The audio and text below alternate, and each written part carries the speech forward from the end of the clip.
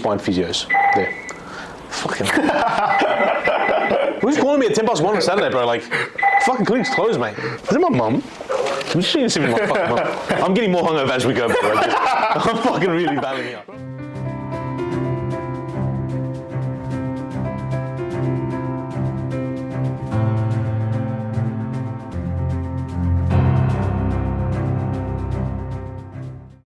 Hey everyone, welcome to the Ask Podcast. I'm Justin, I'm your host, and we're joined by Franco today. Franco is the director of Gold Standard Physio, which is where we're based at the moment. He's also have experience at Sydney FC. Franco and I's relationship started a couple of weeks ago. Yep. And basically I was a student here doing placements, and he's obviously around teaching us heaps of stuff. It's part of the gig, mate. Yeah. It's good to have students like you boys around all the time, keep me sharp. So it's a two-way street, man. So it's good to have you guys as well. So we're at Gold Standard right now. Yep. You and Chris, another physio, you guys, from my understanding, basically came together and started this clinic. Yep. When you're hiring physios, what are you looking for? Yeah, it's a great question as well. I think every practitioner, every clinician that you ask that question to is going to have a different answer. Yeah. For me, I have currently between 25 and 30 staff full time, and over the last 7 years we've had maybe the same amount come and go in that time. All the guys that I've got now have been with me for a maximum 6 years, so some of the guys have been with me from right at the beginning pretty much, and some of the younger guys have been about 2 years, so our retention is pretty good. I find that the stuff that we look for in young physios is work ethic, personality, and not necessarily the clinical side of things. I tend to back myself pretty heavily as a clinical teacher, and I think my teaching style, it might not necessarily match everyone, but I think I've got a pretty good teaching style, and I think irrespective of what marks or grades you got at uni, I think if you come here and I can have 3 or 6 months with a young physio, I can teach them a lot and I can get them to that next level pretty quickly. So I don't really care an awful lot about the clinical side of things when I come to hiring new grads, for example. And the advice that I'd give to you guys and advice that I'd give to any new physios out there would be, don't stress too much about the grades. Don't stress too much about the nitty gritty fine detail of things. Work really hard on the things that you don't need to be necessarily good at. There are a lot of kids out there and a lot of guys and girls out there that are really just naturally smart and talented and are always very, very switched on and bright. But being on time, being early, being well presented, being well dressed, being polite, being kind to people. You're in a profession where compassion and kindness is essentially the foundation of what we're doing. We're here to treat patients, right, and get them better. Obviously, there are a lot of other little niche kind of factors on either side of that, but the foundation is how good you are with people. So if I'm interviewing somebody and they're maintaining good eye contact and they've got a history of hard work, whether it be in physiotherapy related field or not. So a lot of times I've found that the new grads that I've had on a trial or had on a shadowing basis for 3 or 6 weeks or 12 weeks, the guys that typically don't do very well are the ones that never had any kind of part-time job during uni and have never worked, and basically ever since they've started uni for 5 years they've basically just gone to uni and come home. Those guys I tend to find struggle a little bit when they get into full-time work, particularly in our industry, because if you're in private practice, and it's not dissimilar to if you're working in a law firm or an accounting firm or some kind of those white collar work where 40 hours is not full time, 50, 60 hours is full time, and okay, cool, you've got a lot of your friends at the same time that they might just do a 9 to 5 as a brokerage firm or real estate agents or even just a blue collar type work, and their role is 9 to 5, and you're looking at your friends and they might have graduated a little bit earlier than you, they may be making a little bit more money than you, and they're working less than you, and I think those guys that probably don't have that work ethic tend to compare apples and oranges a bit, and they tend to think grass is always greener, I'm busting my ass over here and I'm trying to do all this kind of work and put on all these hours, and my friends are doing this, and they find it very, very difficult to understand that this is the industry that we're in. If you want to do a 9 to 5, you can go work in hospital, you can go work in aged care, but if you want to do in private practice, it's very, very challenging. Okay. Yeah. What would you say is the biggest difference going from sports compared to private practice? Yeah, so I think there's a couple of really, really key differences. But again, it depends on the club that you're at and the code that you're in, and it depends on the private practice you're in as well. In elite sport, politics is a massive barrier, but also a massive opportunity. So you're going to find that in sport, it's not always the most intellectual and the most renowned physio that gets the top job. It's usually a combination, a little bit of that, but more so guys that have the charisma, that have been in that role for a long time and know enough people. Like, for example, even in my 3 short years at Sydney FC, in that time, from then until now, I know players in every A-League team because players travel around. The same with the staff, like a lot of the backroom medical staff are now at the Wanderers, and they're at Perth and they're at Central Coast and that kind of stuff as well. And it gets to a point where it's very insulated, right? So if you have a season where you have a big blowout, like a personal relationship blowout with, one of your colleagues, maybe even a senior colleague, it's word travels very, very quickly. And as a one-off, it's not really a problem, but to this day, like even, I won't mention names, but there are head physios in the NRL who are very, very challenging to deal with, and I've dealt with them for years, and I hate dealing with them. And it's not only me, it's a lot of other physios and S&C coaches and stuff that hate dealing with these guys, and will avoid them at all costs. And sometimes, that kind of aura about you, or that kind of reputation, is the thing that impedes you a lot. Whereas in private practice, it's a little, you still know who's who in the industry, but it's a little bit less insulated. There's a little bit more forgiveness around. Like, you can travel around a little bit more, and there's not as much I wouldn't necessarily say media attention, but they're certainly not as inundated with media, and you're certainly not as exposed as you would be in sport. With private practice as well, I think there's a lot less pressure in terms of trying to learn your trade. When you're in elite sport, you're dealing with different customers, if we can call them, right? So the players are your customers, right? Because they're coming to you for a service and you're providing a service to them. And even though they're not paying you directly, they're paying you with their trust, and the club is paying you financially, right? So you've got them as customers, you've got your colleagues as customers, because you're selling them their trust in you, okay, and your expertise in them. So there's always a trade happening there somewhere. So you're either trading somebody for money, or you're trading somebody for their time or for their expertise. Then your other customers are the coaching staff, not necessarily the backroom staff, but the head coach, assistant coach, goalkeeper coach, whoever it is. And then even above them are the shareholders and the CEO and the board, right? So you've got a lot of little groups of people that you need to appease in different ways. And one of the struggles is that it's very, very hard to appease everyone at the same time. So, for example, if you are trying to appease a certain group of players that have just have really chronic injuries, and you're trying to take care of them, you're trying to make sure that you get them to the next level, and you're trying to make sure that they're going to be prepped for pre-season or end of season or next season, fundamentally that's your role. That's where you're there, is to get players better. But if the coaching staff have different plans for those players, and if they say, look, we're actually not going to hold on to him and him, we don't want you spending any time with them, we want you spending time on these guys, or we want you spending time doing this and this, then you're kind of torn between, do I look after the guys that have been assigned to look after, or do I listen to the guys that are above me and try to appease them instead of the players? Because then you start to lose relationships. If you're spending not enough time with certain players, they're going to lose trust in you and lose faith in you, and they're going to say, well, this guy is only about the money, or this guy's only about listening to the top dog, and he's not actually listening to the players. And same type of thing with the coaching staff. If the coaching staff keep instructing you to kind of run your sessions in a particular way, or divide your time in a particular way, and you can't do that, they're going to say, well, you're incompetent, you're inept, you're not actually providing the right quality of care to the right players as well. So it gets very political, and you can see how that would extrapolate, because that's well and good to do in one season, but if you're not there the next season, if you go to a different club the next season, and those players that you've jaded happen to be there with a different coaching staff, they'll rat you out, bro. Mm-hmm. So that's how it gets very murky and very sticky quite quickly. Yeah. How do you navigate that? Any tips? Yeah, definitely. Don't try to be everyone's friend all the time, and back yourself hard. Back yourself hard and explain why you're backing yourself hard. So don't be timid in relationships with seniors.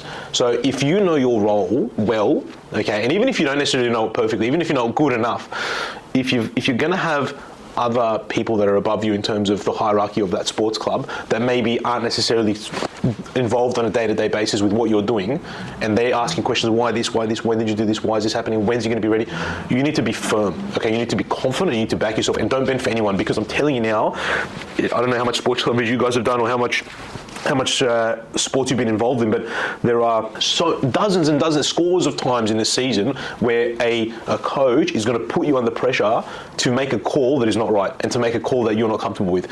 You've got a massive game coming up, you've got a player that's 50-50, he maybe shouldn't be playing, he's probably not ready. The coach is going to put a lot of pressure on you to have him ready, even though he's not ready. Mm-hmm. Right? If you've got a grade 1 hamstring and the game's in 5 days, okay, and it's a little bit of a niggle, and you know that on your clinical testing it's not quite there, mate, you put that guy in a high-pressure environment, the hamstring's going to go, he's going to be 6 weeks instead of 1 week, right? And then what's going to happen is the coach isn't going to have your back, okay? Because if the coach forces you to make a call like that and you bend, if the player plays and doesn't get injured, no dramas. The coach is going to say, oh, that was because of me because I forced him to do it, right? The player gets injured, Franco's the physio, he should have made the call, he should have ridden me. So you can't win, okay? So it's better to be a little bit more ballsy and be a little bit more gutsy and have those firm comments. Not disrespectful, be respectful, but try to get your point across, maintain eye contact, explain where you're coming from, and explain the consequences of some of those decisions, because you got to remember as well that pressure's a cake, right? The coach there, even the assistant coach is going to be under pressure from the coach is going to be under pressure from the board's going to be pressure from CEO shareholders. So there's a big tier there, right? So explain also the negative outcomes and the ramifications of some of these decisions to the guys you're dealing with. Coach, yeah, look, there's this much chance of this injury reoccurring, this is what's going to happen, blah, blah, blah. We've got these 3 really important away games coming up that are going to be worth this many points over the next 6 weeks. We know that he's an integral, critical player to get points for that team in those environments. You can either risk now, okay, and we might win or lose depending on what the situation is, or we can play it safe and we can listen to my opinion, what I think is going on, and we can make sure that he's ready for the next 3 games. Because if we don't, then you're going to lose those 3 games, you miss out on the top 8 or the top 6 or whatever it is, and then it's a whole conundrum after that domino effect. Yeah. Okay. You got the role quite early on in your career at Sydney FC. Any tips on how to get your foot in the door?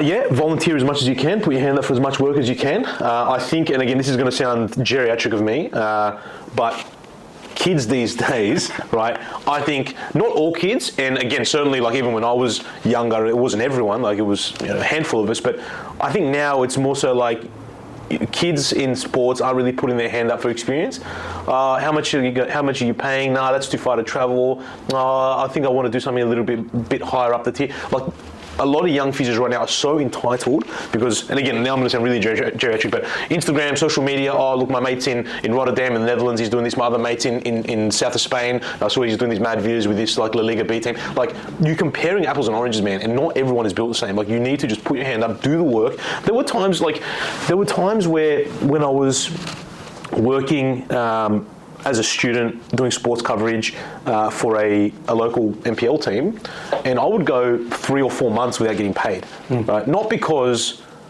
the guy I was working with was dodgy or dicey, but just because he was really busy, and sometimes these things kind of slip their minds. And I even felt after 3 or 4 months, I felt guilty to remind him, hey mate, by the way, look, I haven't been paying this much, sorry to bother you, and I felt bad about it. He's like, oh, no problem, like, we'll fix it up, and it always got fixed up. But now I find that before even, I wouldn't even ask about money when I took a gig when I was that age, when I was 18, 19. I would rock up, do the whole game or do the whole day, not even knowing if I was going to get paid or not, right? So I'm not necessarily saying that that's the right thing to do. Like, you should be remediated for your work, you should have remuneration for the job that you're doing, but I think at the moment the hierarchy and the tiering of how people make their decisions is wrong. I think, especially when you're 18, 19, 20, 21, 22, young physio, you don't have the right to ask about, my friend's getting this much, can you match it? You're not in a position to negotiate. And that's another red flag for me. When I get a young physio come in his first, second year out, and rather than kind of talking about the culture or the philosophy or the type of work, they want to nitpick on the dot points. Bonus system, this and this and this and this. Mate, if you actually genuinely care about your career and where you want to go, you wouldn't ask those questions. I don't think it's important. Yeah. To be honest. All right, you said a couple points there, but if you were to kind of summarize 3 tips and advice for people who want to go into sports. Yep. It can be, this might not be something you know, or this is something that will help you succeed. Yep. Do as much sports coverage as you can, whether it's paid or not, because the skills that you're going to learn in that setting is going to be invaluable. You're not going to learn anywhere else. I've taken probably over 20,000 ankles in my career. You don't do that many in private practice. You do it at sports, right? Don't burn bridges, okay? So even if you kind of like this one guy or this one girl and she's working with you and you leave or they leave, maintain contact, be respectful, have good relationships, because you don't know where that person is going to pop up next in that field. They might be your senior next, you might be their senior next, but don't burn bridges for no reason. I think it's very, very important. And be flexible. I think that's very, very important. Don't be too structured and too rigid. Okay? Be flexible with the work that you're doing, with who you're dealing with, the people you're dealing with, the type of work you're doing, the hours, the days, the times. If you're saying, hey Franco, you know what, I have no interest in going into professional sport, that's fine, no problem. Don't do that kind of stuff. But if you say, I'd love to one day be an Olympic physio, I'd love to one day be a physio in the NRL or the AFL, and I've got lots of friends who are head physios in the NRL and AFL, and the one thing that they all have in common from when we were kids was they did sports coverage every single year, never missed a beat, didn't sook about long days and shit pay and all that kind of stuff, put their hand up for any kind of work that come up, even work that they probably didn't even need to be doing. That was already quite engaged and experienced. They need to do that kind of stuff and don't burn bridges. Like, I've got good mates, so I don't know if I can name drop, but my mate Jiggy Nilesh is a head physio at the Newcastle Knights at the moment. He was at the GWS Giants for many, many years. My mate Lockie Mollica is one of the head physios, or I think he's a head physio over at the Doggies as well, and he's been in NRL for a very, very long time as well. And the respect that I have for those two and a lot of other guys like them, it stems from the hard work that they put in from when they're young, okay? The hard work they put in from when they're young, not sooking, not complaining. Like, they've both married with kids, you know what I mean? And it's even, I can't even imagine, I'm doing 70 hours a week now, but I can't even imagine being in their shoes where they're away from their families on those weekends and those kind of critical moments or those critical periods, but that's the dedication it requires. You can't just pick and choose and be nitpicky. Okay, so if I had to summarize, I would say don't burn bridges, be flexible and be dedicated. Okay, just put your hand up for as much work as possible. One or two new pieces of research that you've come across? I don't know if this is necessarily newish or very new research, but when I was completing one of my last assignments for Sports Masters, one of the assignments I was doing on was about like a rehabilitation protocol for adductor longus strain. And as I was going along and doing my research and kind of planning my rehab management, all that kind of stuff, there was a couple little holes in even that I kind of found in my own protocols and stuff, and I found a little article and I read up. It's called about the Holmich protocol, HOLMICH, and basically it's an adductor rehabilitation program or protocol that focuses very, very heavily on rec abdo and abdominal and core work. And I found that one thing that I had failed to do in the past with some of my athletes, and that the ones that have happened to go on and have re-injuries of their groins and adductors, were ones that I kind of shied away from doing a little bit more abdominal and kind of sagittal plane work, because I think when you're rehabbing and you've got a patient that's telling you, I've got pain here and this is where my pain is, and you get very kind of myopic and very insular into exactly what you're looking at, and it's very easy to forget about lower rec abdo or glute work or lumbar spine or whatever it is. So I actually kind of saw, or I read that article, and then after that I started incorporating a lot more lower abdominal core work for my adductor strain boys, and they've all come really, really well. So that was something that I don't know if it's necessarily new research, but it's certainly a new adaptation of things that I've been doing for sure. Do you have a hunch as to why that is? There's lots of components to it. I think one of the main things that I came across with it was, let's say for example, football as in soccer, right? Yeah. Soccer, you're going to have a way higher incident of adductor related groin pain compared to AFL or rugby league, for example. And the reason why is because of the kicking action that they use. So oftentimes with football or with soccer, you're going to kick a lot of the time with an externally rotated femur, so hip and external rotation and kind of just passing with the inside of the foot and opening up the groin and stretching adductor longus and magnus and pectineus, whereas with AFL, for example, it's very sagittal, it's a very front-on type kicking, which is why they get more like rec fem time strains and that kind of stuff. And when you look at it and you kind of look at the biomechanics and stuff, the thing that I kind of pinned it down to was if your lower rec abdo, particularly on the contralateral side, is weak, you're going to have to load up more so on the ipsilateral side of your adductor, and you're going to have to load those specific muscles to generate as much force or more force. And if you've got one side of your body that's kind of letting you down and you're going into a bit more lateral flexion on that side, it takes a lot more pressure and a lot more contraction of those muscles to perform or to generate the same amount of force that you would be able to if you had a stronger core and you had a stronger lower rec abdo. And I think it's just that kind of repetitive nature of the movement that, in conjunction with the weakness on the contralateral side, that causes that discomfort. And then you have an injury, and then with your rehabilitation of the injury, like everyone knows, you go ahead and do your Copenhagens and all that kind of stuff, which is fantastic, very, very important. But I think the mistake that I was making, particularly when I was a bit younger, and a few of the other boys as well, is unless you're kind of also looking at things like, not only like things like Russian twist, but like your Russian twist, your pull-off press, but rotational stability and dynamic rotational stability of your trunk, you're much more likely to have re-injury of that area. And they've correlated the trunk proprioception with ACL re-rupture as well. So it's not only about making sure, for example, the ACL, you've got strong hemis and glutes and valgus and blah, blah, blah. Like, you also need to look at your counter-rotational stability as well. Yeah. Okay.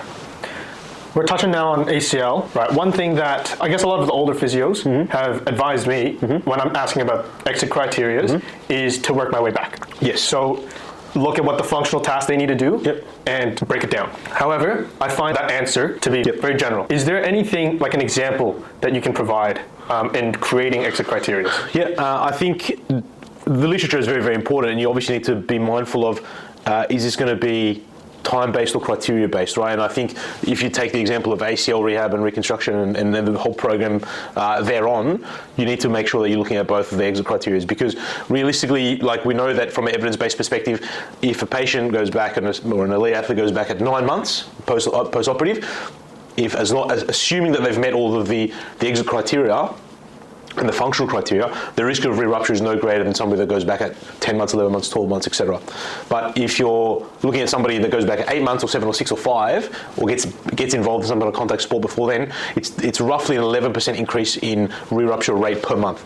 So if you're at 8 months, you're 11% more than the 9 month, and 22% if you're at 7, and 33 at 6, etc.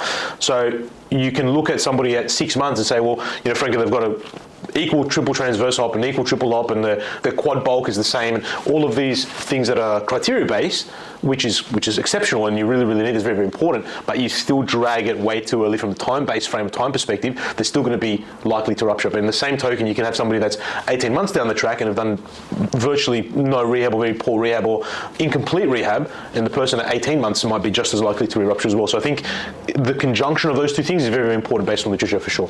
Okay. Yeah. You asked me a question on placements about the biceps femoris and its rate of injury, why it is the more injured muscle. And there were 3 points to that. The first one, we were talking about the angle and where it inserts onto. So it inserts onto the fibular head, and it originates from the ischial tuberosity. As opposed to the semimembranosus, semitendinosus, they insert onto the medial side. And so there's an angle to the biceps femoris, and so that angle is one of the reasons why it's more commonly injured. Correct. The second part, you were talking about how the knee flexion and hip flexion angles, there is more tendency to utilize the semimembranosus or biceps femoris. So for example, is when your hips are flexed and your knees more in an extended position. Again, coming back to the length of the biceps femoris, because of the length-tension relationship, the semimembranosus is best utilized when it's shorter, so in a more hip neutral and knee flexion position, as compared to the biceps femoris when it's longer. And so that's why there's differences in where it's used. Absolutely. In the range. The third one is something that I want to revisit. You were talking about the girth of the muscle. How does that relate to injury incidence? And it goes back to what you were saying before about the length-tension relationship as well. So, and I think it's up for debate as to which one of those components is worth how much, and which one of those components is the biggest reason why you're looking at an injury rate or re-injury rate in different kind of ranges and functions. You're looking at like your biceps fem, where you've got 2 heads and 1 tendon. Is there a relationship between the girth and the thickness or the volume ratio between the length of the tendon and the muscle bulk of the fibers compared to the semimembranosus tendinosus? And then you go back and look at what we were discussing before, where most patients and most athletes that injure their biceps fem, particularly in hamstring injuries, it's either 2 ways. Either going to be hypercontraction, I suppose you can call it, or hyperextension or hyperelongation mechanism, where if you're in a sport like, for example, like where you're hurdling and you're in maximum hip flexion, knee extension, you're really trying to generate as much force as you can with an increased length to make sure that you jump over the hurdle. Or if you're in AFL, again, using the same example as before, where rather than in that soccer-related type of kicking where you're externally rotating at your hip and using your adductors more so, you're going to be using more in that sagittal plane, rec fem, and everything on the anterior chain. But obviously anything you got on the interior side contracting, you're going to have elongation of the other side. But very important to remember as well that in a hamstring setting, you can think, well, why do we get hamstring injuries when we're kicking very, very long periods and very long distances? If I'm able to kind of just statically have my hamstring up above my head and I can elongate my muscle, why do then players then start to injure when they're kicking? And one of the big reasons is because of the eccentric control of the hamstring muscle, because you don't just kick as hard as you can and then you jam up your femoroacetabular joint anteriorly and you get pincer lesions and cam lesions and stuff because you're just kind of kicking and waiting for the bony structures to absorb that force. You need to work eccentrically as well. And those little kind of points, I think, start to become big recipe factors in how you do rehabilitation later. So why do we need to spend so much time working on eccentric loading of those hamstrings? Well, that's one of the reasons. Why do we make sure that we load the hamstring in a lengthened kind of range and not just have patients in prone and doing lots of hammy leg curls when their hip is in neutral? So I think that point that you raised as well is it can be translated to rehabilitation of any other structure or any kind of muscle or tendon or ligament that you're trying to rehabilitate, making sure that you're aware of the positioning and the sports required positioning of that structure and making sure that you're rehabbing it accordingly to the purpose of the structure and the purpose of the sport as well. how do you prioritize that? So, like, where in the phase of the rehab are you looking at, say, the eccentric control? Immediately. Right. Immediately. I don't think, and evidence will support that as well, I don't think there's any phase of, let's look at hamstring injuries again, where you should not be doing eccentric loading. You should be doing eccentric loading immediately, okay? I think what's more so maybe interesting is when we talk about new evidence or I suppose more synthesized evidence, for example, like we look at like Alfredson protocol, for example, or something where you're rehabilitating an Achilles tendon or patella tendon. We know that you look at something simple like a 30-degree knee bend where we're just trying to do like a single leg pistol squat hold where we're trying to perform isometric contraction of the patella tendon where we're trying to reduce pain as an analgesic exercise. We tend to think, okay, cool, well, you start with your isometrics and you reduce pain and then you go into your eccentrics and that's that next phase, and then you go into your concentric stuff and then you go into your plyometric and ballistic work at the end, which is a nice linear phase. But evidence also kind of suggests that it depends on the frame and the time of the season it is. So for example, there was a cool article, and I'll remember the author in a second, but that showed with, it might have even been Jill Cook or Ebony Rea, but with patella tendinopathy specifically, that performing eccentric exercises in season, was worse for athletes that only did isometrics. And the philosophy behind that was, if they're in season and you're basically just trying to manage a patella tendinopathy or an Achilles tendinopathy to get them through the season, if they're already playing and they're still training and playing, they're getting enough eccentric load anyway. So you adding more eccentrics is not necessarily going to strengthen the tendon, it's actually going to make them worse. It's going to make them more irritable, then have delayed return to sport time, delayed return to play time, rather than only doing the isometric. But in comparison to off-season or pre-season or post-season, if you're trying to rehabilitate a tendon in that way, it probably is better to go back to the initial kind of common way, which is like you follow your isometric, eccentric, concentric, plyometric. So it kind of depends on about the time of the year as well.